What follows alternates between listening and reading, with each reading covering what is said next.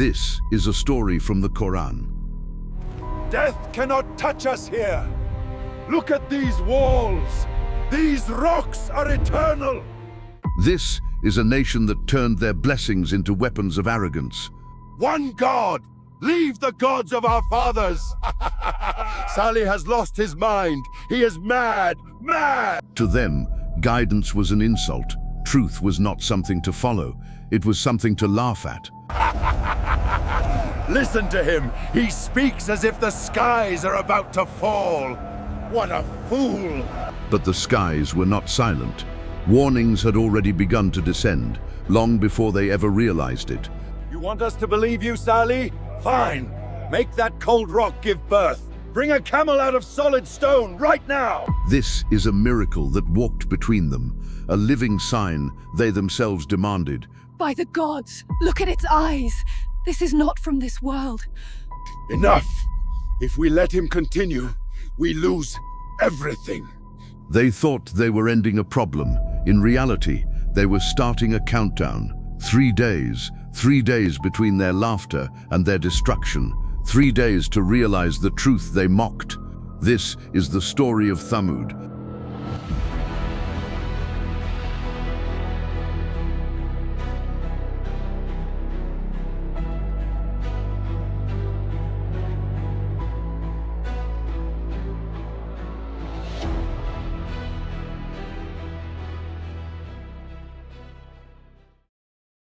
In many Muslim homes, children grow up hearing the names of destroyed nations.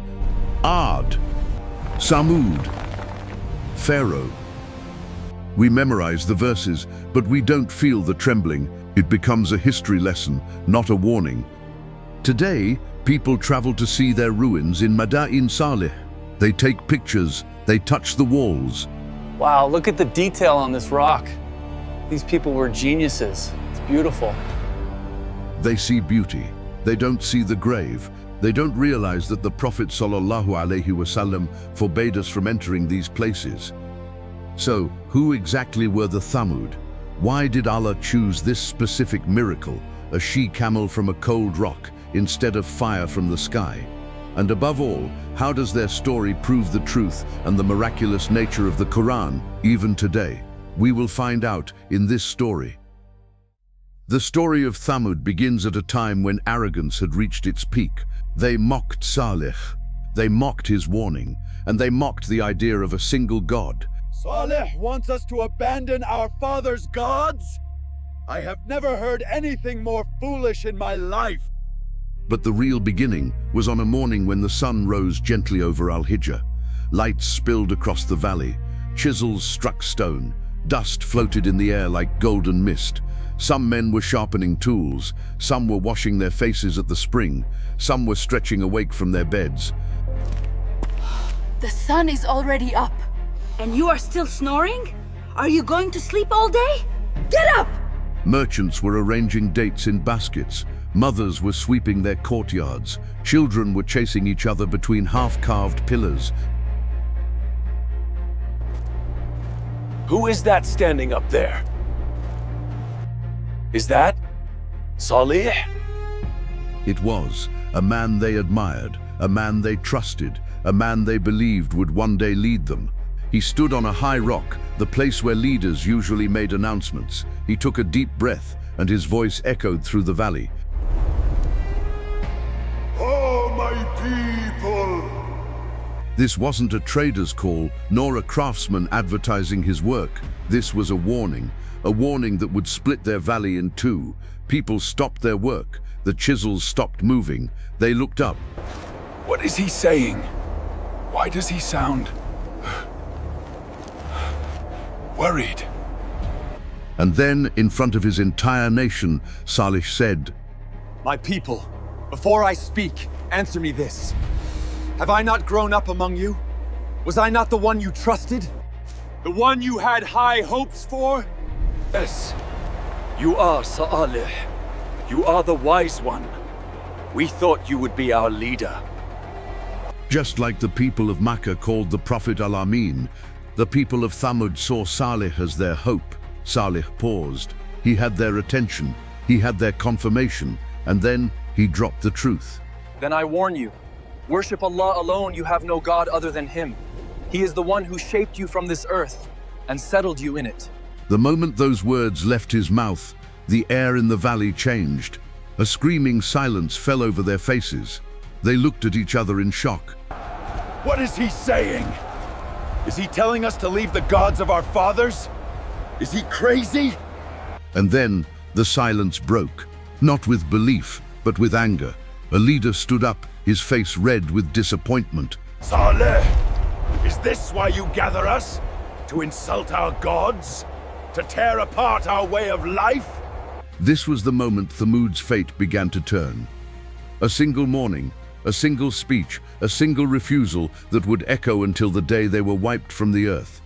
But why did they hate him so much? Why not just ignore him? Scholars explain this beautifully. You see, Salih alayhi salam wasn't just some guy. In the Quran, the elders say to him, Qad kunta fina marjua.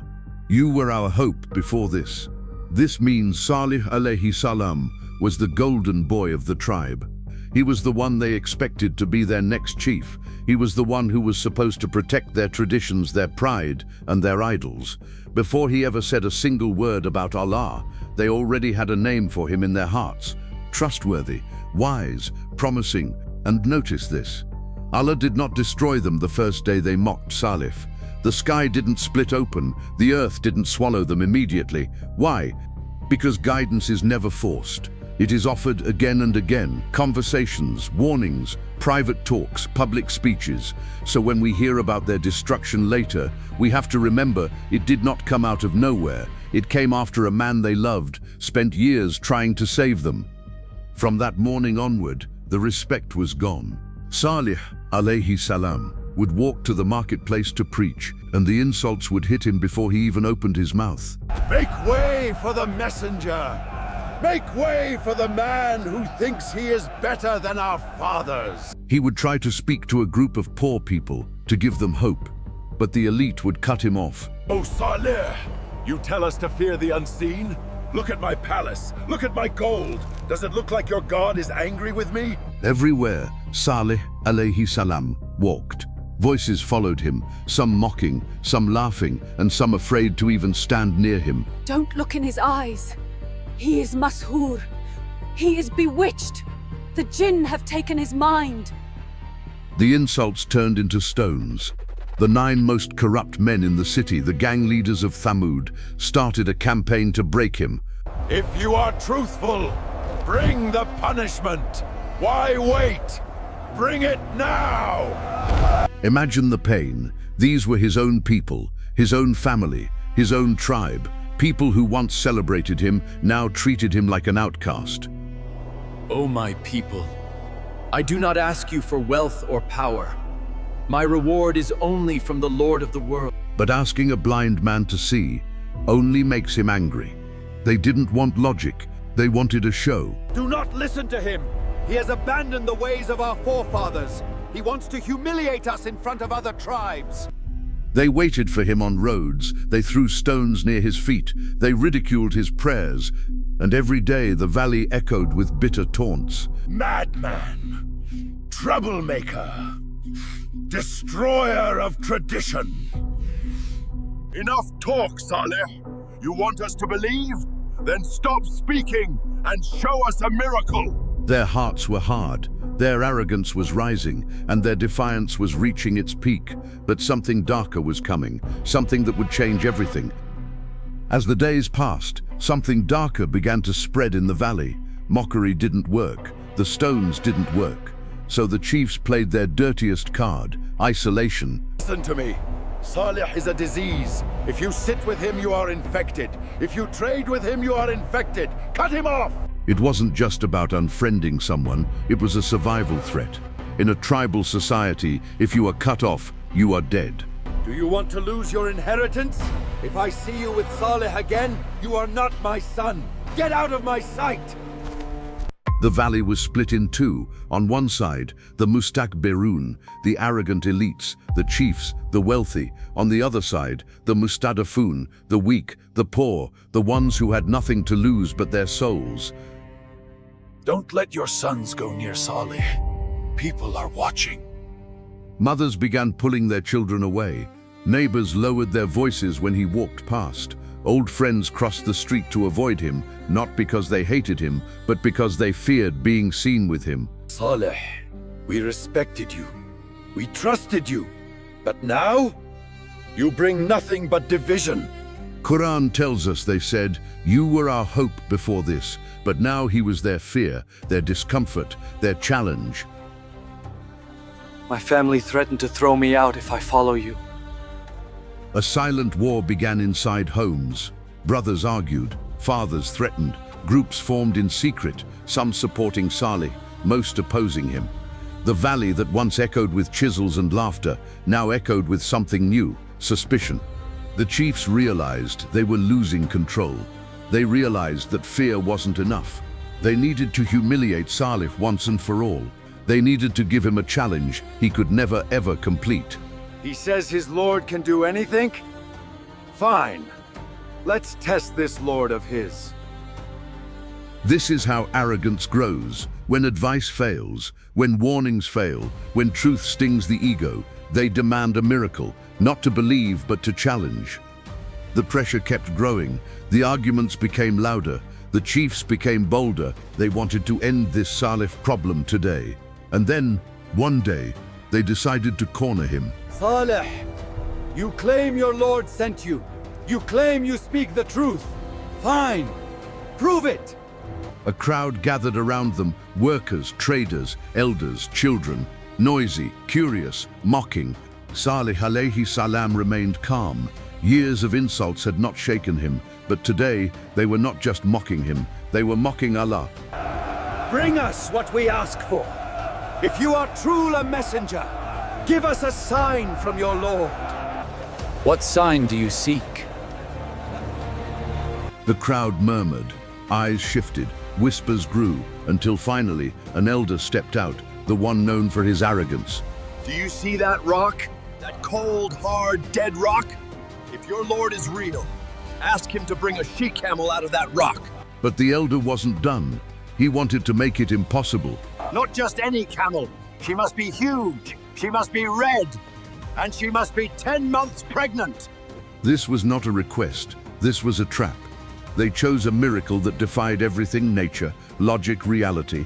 If you can do this, Salih, we will believe in you. But even a child could see the lie. Their eyes showed challenge, not sincerity. Their hearts wanted defeat, not guidance. Bring your camel. Open the rock. Show us your sign.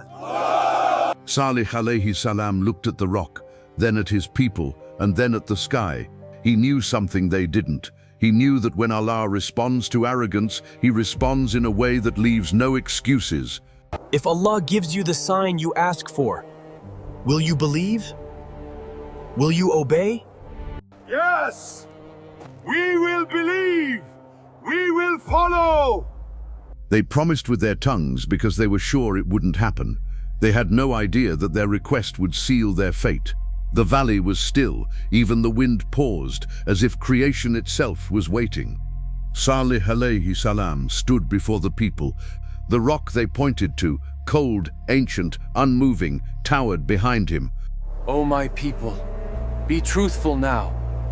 If Allah gives you what you ask for, will you believe? Yes, we will believe. We will follow. But the mountains have heard many promises, and not all came from sincere hearts.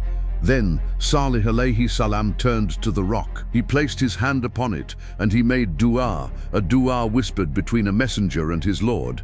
The valley went silent. The wind stopped. The mocking stopped. For a few seconds, there was nothing but the sound of heat rising from the sand. And then, crack. Back up! Back up! It's gonna collapse! The crack widened. The sound deepened, a low, shaking rumble that reached the heart before the ear. Men stepped back. Mothers pulled their children close. The chiefs stared, frozen between pride and fear. By God! Something is inside! The rock split open, and then, through the dust, a shape emerged. Massive, tall, red hair against grey stone. It's alive! From the cold, dead heart of the mountain, a living she-camel stepped out. She was huge, towering over their normal camels, and she was heavily pregnant, just as they had demanded. Her eyes were unlike the eyes of any creature they knew, deep, calm, witnessing, as if she had come carrying a message and a verdict. The valley fell silent. Even the children did not dare to breathe. This cannot be real. Stone cannot give birth. But it was. A miracle they demanded. A miracle Allah delivered.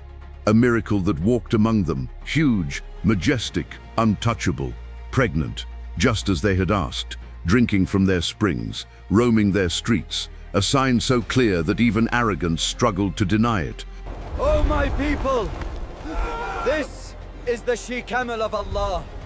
Some felt their hearts soften, others felt their egos burn. But one thing was now certain: this miracle did not come to impress them, it came to test them, and Thamud was about to fail that test. A miracle had arrived in the valley, clearer than sunlight, stronger than pride. But miracles do not come without commands. O my people, this is the she-camel of Allah, a sign for you. She has a right to drink, and you have a right to drink on separate days. Do not touch her with harm. If you do, the punishment will be instant. The command was simple, clear, direct, but arrogance hates simplicity. So she drinks from our spring, alone. It was true. The camel drank an entire day's water from the main spring, and on the next day the people drank. A rotation, a test straight from Allah. Look at that beast. She is draining us dry. My livestock are thirsty because of this. But here is the part the ungrateful choose to forget. On the days she drank their water, she gave something back. She would stand in the center of the village, and her udder was full. The poor, the weak, and the children would come with bowls and buckets. She gave enough milk to feed every single person in Thamud. We gave water, but we got sustenance. This is a mercy from Allah. Do you see how they look at her? If we let this continue, Salih will be the king of Thamud by next year. The chiefs felt the ground slipping beneath them. Their power, their influence, their pride, a camel, just a camel, was undoing decades of their authority. I don't know why, but when I see her, I feel fear. I feel peace. As if she came with a warning. The valley divided. Some hearts opened, others hardened like the stone, and soon a plan was whispered, a plan born from jealousy, fueled by fear, and destined to doom them all. The miracle should have softened their hearts, but for some, it only hardened the stone inside them. The plan was set. The 9 men gathered in the moonlight. They were drunk on arrogance, but they needed a leader, a man with a heart of stone. His name was Qudar bin Salif. The Prophet ﷺ described him as the most wretched of the ancients. He volunteered to take the first strike. Hold her down. I will finish the myth. The majestic beast, the sign of Allah, collapsed to her knees in the dust. She tried to stand, but her legs were gone. As she fell, her eyes looked for one thing only, her baby. The calf, terrified by the blood and the metal, ran towards the mountain. It screamed 3 times, 1, 2, 3. Her cry echoed through Al-Hijr like a warning, a sound the valley had never heard before and would never hear again. Scholars say those 3 screams were the 3 days of respite Thamud had left. Where are the angels? Where is the lightning? Look! She is just meat and bone. They butchered the meat and distributed it, celebrating their victory. This was the ultimate defiance. It's done. Now let us see what Salih can do. And Salih alayhi salam, the man who spent years trying to save them, walked to the fallen camel with eyes full of pain. You have harmed Allah's sign and brought destruction upon yourselves. The valley did not understand it yet. They laughed at him. 3 days? They thought it was just another empty threat. They didn't know the clock had already started ticking. By morning, the news had spread across the valley. The camel was dead, and with it, their last excuse. Any normal human being would fall to their knees and beg for forgiveness. But Thamud was not normal. They were proud. On the first day, at noon, whispers filled the streets. Families noticed their faces changing, a sickly yellow, as if fear had taken physical form. Look at me! Why does my skin look like this? It is nothing. Only the heat. Only restless nerves. The second morning, the yellow turned to red. Their faces looked like they were soaked in blood. The panic turned into madness. Do not fear. Salih is lying. Nothing will happen. Then why is your face red like ours? Silence. And here is the most insane part. Instead of repenting, the 9 leaders got angry. They gathered one last time. If we are going to die, Salih is coming with us tonight. We kill him and his family. Imagine the arrogance. Their faces are burning red with Allah's punishment, and they are planning a murder. They march towards Salih alayhi salam home in the dark. But Allah's plan is faster. Before they could reach him, a shower of rocks fell from the sky and crushed the 9 assassins instantly. The leaders were the first to go.